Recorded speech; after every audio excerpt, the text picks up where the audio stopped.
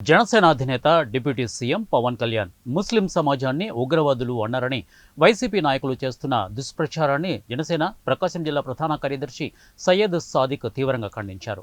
మార్కాపూర్ పట్టణంలోని స్థానిక ప్రెస్ క్లబ్లో శనివారం నిర్వహించిన విలేకరుల సమావేశంలో సాదిక్ మాట్లాడారు.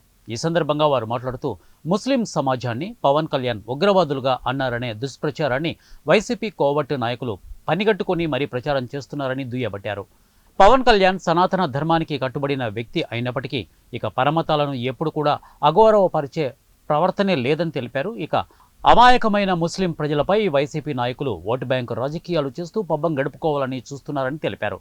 ఇటువంటి నీచ రాజకీయాలు చేస్తే సహించేది లేదని వారన్నారు.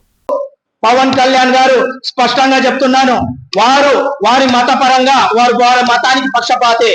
నేను ఏ విధంగా నా మతానికి, నా ఇస్లాం మతానికి నేను ముస్లింల పక్షపాతినో, అదే విధంగా పవన్ కళ్యాణ్ గారు వారు ఒక సనాతన ధర్మానికి పాటించే ఒక హిందువుగా వారి మతానికి పక్షపాతే.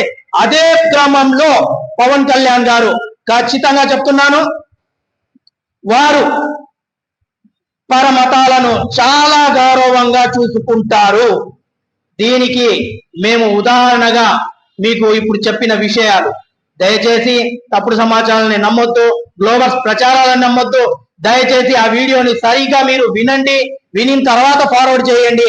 ఆ ఫార్వర్డ్ చేయడం మానుకొని మీరు నిజాన్ని మనము చేరవేయాలి తప్ప తెలిసి తెలియక అబద్ధాన్ని చేరవేస్తే దేవుడి దగ్గర కూడా, అల్లా దగ్గర మనము శిక్షకు అర్హులు అవుతాము.